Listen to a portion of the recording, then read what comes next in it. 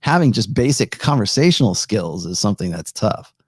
But again, that's interrelating with other people. So you got to interrelate with men. You got to interrelate with women. So do you interrelate with women?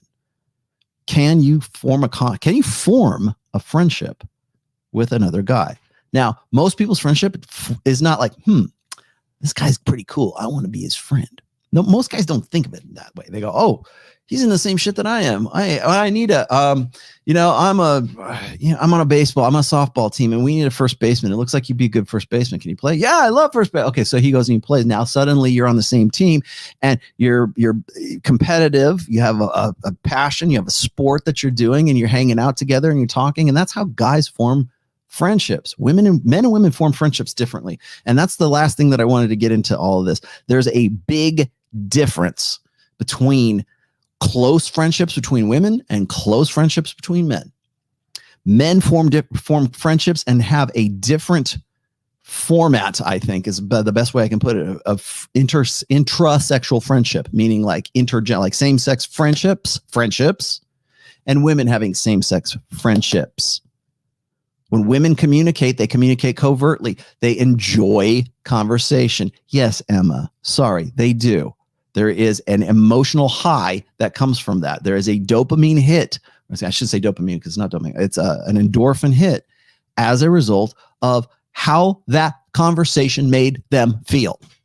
How did Sally Jesse Raphael or Tyra Banks show or The View or whatever? It's not about what they're talking about. It's how it made them feel. Oh, and then what were they talking about? Cheaters. Why is Cheaters such a great show for women? Why is The Bachelor and The Bachelorette professional wrestling for women? That's what it is, because it's all scripted, but it's hitting that high. It's hitting that emotional high that women get off on, being communicated to about things that trigger that high. So how did that make them feel? When women form friendships, when my wife and the lady from our Greyhound group formed a friendship, there had to be something between the two of them, and they formed a friendship and said, hey, let's go have coffee. Let's go. And when women communicate, when friends, like female friends communicate, they communicate like this. How you doing? Yeah, really? Oh, how are the kids? And it's like eye contact, and maybe you have a little bit of coffee while you're going. Women get together to communicate for the sake of communication. Men, on the other hand, generally speaking, don't go, I better call Bill because I got to see how he's doing. No. It's like, hey, Bill calls you up. Hey, Rollo, yeah, my car's busted. Do you know anything about batteries and the electrical systems of a 1969 Dodge Coronet? Matter of fact, I do. I used to own one. I'll be right over. Then you come over there and you're working on this stuff, and then you're getting in the guts of the car, whatever your problem. I'm saying cars, but it could be anything. It could be guitars, right? And whatever it is, you've got a project that you're working on, and then men communicate as a result of that. Hey, do you like to fish? Yeah. I talked some really good shit with Tom and with Sterling because all three of us enjoyed fishing on that fishing trip that we went on in Miami. I got more out of that trip because we were we're talking. It wasn't, we go, hey man, let's go take a fishing trip so we could talk. That wasn't the point. The point was pulling big ass fucking mahi out of the ocean. That's what it was for. And as a result, as a byproduct of that, I've got Tom who's going to work on my Clips channel. Right? We'd start talking about chicks. We started talking about business. We started talking about life. We started talking, I know Sterling's real name. He knows my real name, just like the rest of you black pill sons of bitches, right? Who cares? No one, not me. I know Tom's real name. I know where he came from. I know I believe he has a sister. Yes, right. I know lots as a result of having a mutual interest in going and fishing. And you know how men communicate? We go like this. Hey, we're going to go some fishing over here. Yeah. All right. What do you think? Yeah, pretty good. Let's do some fishing. All right. We're going to go over here and do fishing. Hey, how are the kids? They're fine. Yeah. How's business? Let me tell you about that, because we're focused outward. We're looking at the game. We're looking at exercising our will on the outside world. We're looking at the project, and that's how men communicate. But in a gynocentric social order, if men do not communicate like women, if men don't go, let's go to Starbucks and catch up, if that's not the way that guys are getting together and forming close friendships, that's wrong. That's the wrong way to form a friendship with a guy. You have to get together and you have to enjoy conversation just for the sake of conversation. And if you don't, it's a life or death perspective or prospect, right? Because if you don't have close friends, because none of these girls are going to be your wife, none of these girls are give a rat's ass about you. So you guys have to care about each other. You betas, you chumps, you guys are going to have to care about each other. And the best way to do that is to go and catch up with your boyfriend, girlfriend, whatever, at Starbs. Have a cuddle party. Have a, do your focus groups where everybody gets together and talks about their feelings. It's like an AA meeting. That's probably the best way I can say it, right? We're all going to get together and talk about our feelings. Guys don't do that. That's not how it's naturally done anyways. But that's how women think that it should work, because in a gynocentric social order, whatever the female experience is the correct experience. And that is extended to communication, and that is extended to forming friendships, close friendships. Now, back in 2017, the Boston Globe did a story, and it was, what was it called? It was called, I have the link here because I wrote an actual essay about this in 2018. And the title of it was this: the biggest threat facing middle-aged men isn't smoking or obesity, it's loneliness. And back in 2017, the Globe, and I'm not going to, I'll give you the link if you really want to look at it. But I had a post back, I had an essay back in May of 2018 where I discussed, it was called Emotional Differences. And it's when I was picking apart like instinct, emotion, and reason. And this was sort of the centerpiece of that whole series of essays that was in there. You can look that up on therationalmale.com. It's called Emotional Differences. So I'll just paraphrase it here. I don't need to actually read the whole damn thing to you. So, but anyways, in Emotional Differences, I made this case is that one of the reasons why women think that loneliness amongst men is such a big deal is because first of all, it absolves them from any responsibility of men offing themselves for being zeroed out. And so what they'll say is, well, men are killing themselves at such a high rate, at 3.5 to 5 times the rate, because they don't have close friendships. And okay, fine. Well, that's a nice way to sort of just push the blame or the culpability of that off onto men. And I'm not saying all women are culpable of men's suicides. They're not, but they believe, especially in a female-centric society, that the way to prevent that is for men to interrelate and have friends just like they do. Why is it that men kill themselves at that rate and women do not? Well, because women are more perfected, of course. We've got more friends. We've got girlfriends that we can go talk to. Why is mental health men and women have different issues when it comes to stats of like what kind of disorders women get versus what men get. There's definitely gendered evolutionary reasons why women get certain ones and men get others, right?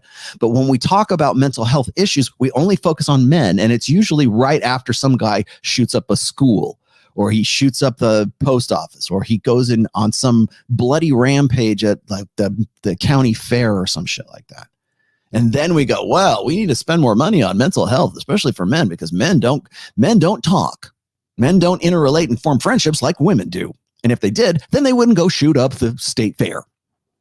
No, that's not true. That's bullshit. Men kill themselves because it's a practical decision for themselves. It seems like the most logical thing to do. They're faced with two options: rebuild themselves or off themselves. And tragically, most guys choose off themselves. They're zeroed out. They go, damn, I went to X amount of years of high school. I went to X amount of years of college. I got this job. I put this amount of years into my job and whatever. And now I'm fired or whatever it is. My wife left me as a result. My kids won't talk to me because I can't afford ponies or horse riding lessons or whatever it is. And they get to a point where, so my wife's leaving me. I lost my job, blah, blah, blah. I'm zeroed out.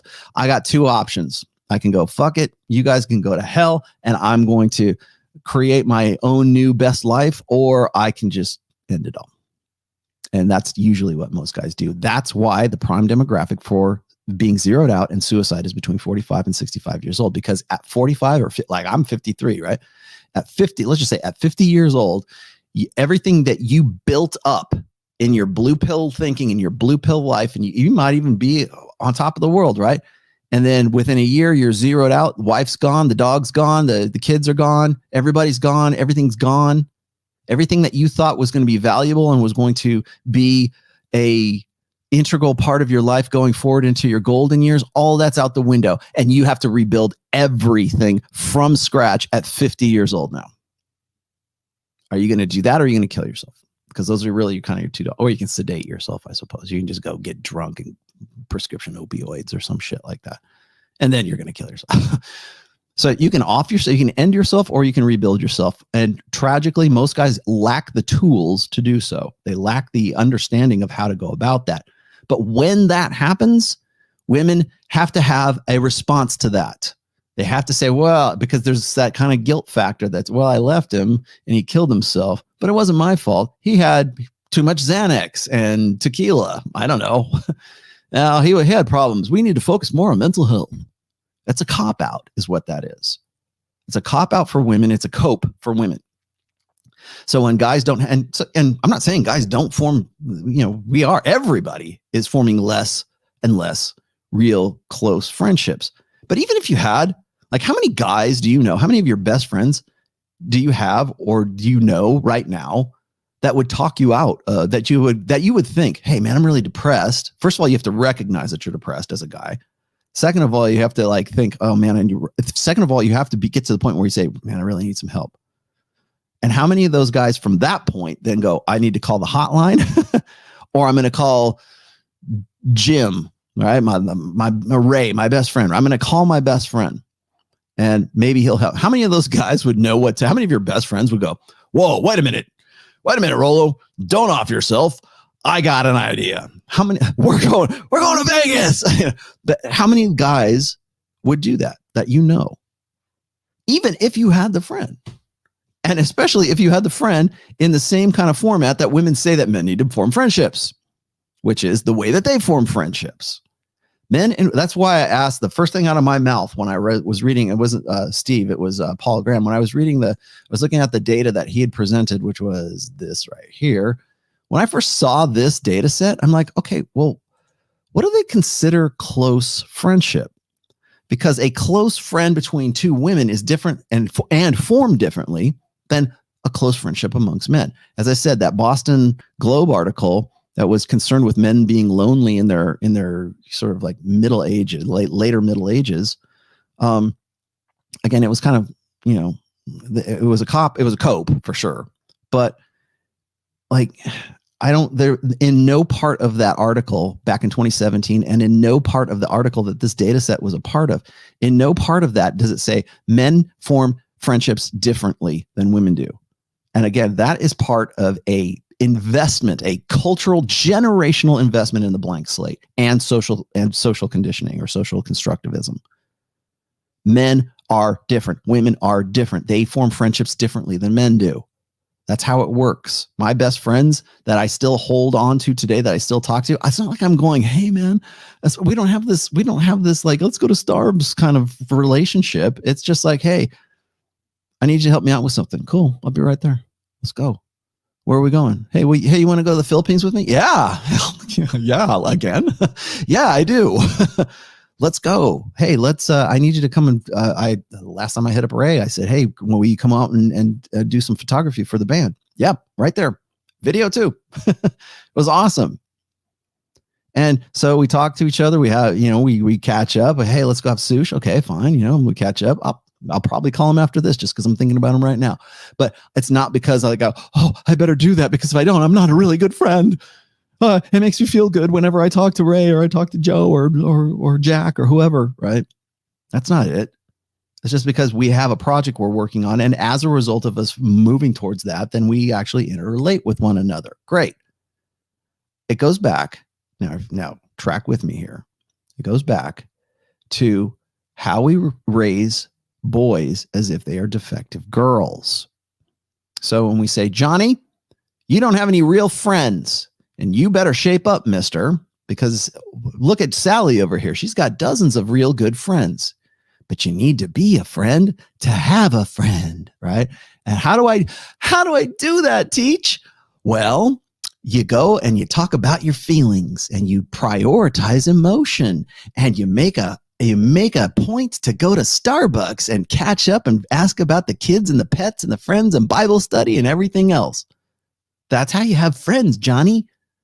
And well, Johnny keeps hearing that same meme and that same narrative over and over and over and over again. And Johnny gets to be 50 years old and now it's not working for him. And he doesn't understand why he can't relate with other guys. Why he feels bullied when some guy is just ribbing him and giving him, like fucking with him, right? As the minute I met John from Modern Life Dating, the minute I met Sterling, the minute I met Fresh for sure, all these guys who I don't see on a daily basis. I might see that, well, Fresh and Myron I might see like 3 times a year, but like, first time I ever met Sterling in my life, I'm already fishing with the guy and we're fucking around with each other. Like, yeah, fuck you. Yeah, fuck you. It's like that insult kind of thing where like women will like have fake compliments for each other and men have fake insults for each other because that's how men interact. I know how to do that because I'm from a generation where I learned I have social intelligence. I know how to relate with other guys. I go and I screw around with Steve and CJ from my band, the 2 guys that are in my band. I have a girl and there's the singer, and I mess around. I rib her too, right? And maybe she gets it, maybe she doesn't, but I know how to interrelate with guys. There are so many dudes right now who hit me up for counseling and say, I don't have any male friends. I don't have any friends, period. Do you have a tribe? No. How do I do that? Tell me. Well, give me the 12 rules for male friendship. Jordan Peterson had something about it, I'm sure. No, you need to learn social intelligence that you have been stunted by. That's why I say retarded in the clinical sense. Your maturation and your understanding about how to interrelate with other guys is retarded. It's been held back. It's stunted. And you need to find ways to develop that. You need to like understand and stop taking everything so freaking literally. I'm going to say something here that's going to be like probably very unpopular, but I think that one of the reasons why we have seen such a rise in things like Asperger's syndrome over the course, like since like 2004, 2005, up to where we are right now. Cause if you look at the stat, I'll dig up the stats for that. Like the increase, the rise in like autism. And I don't mean it, I mean like mild, like somewhere on the spectrum kind of autism and Asperger's syndrome. I think one of the reasons why you're seeing that climb is because the process by which guys learn social intelligence is out the window. It's all right here. It's all right there.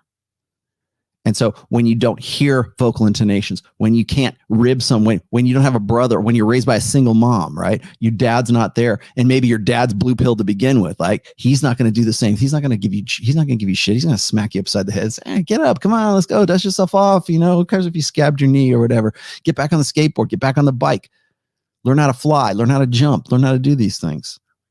Mostly because those fathers and those male influencers, they can't do those things for fear of seeming like toxically masculine, right?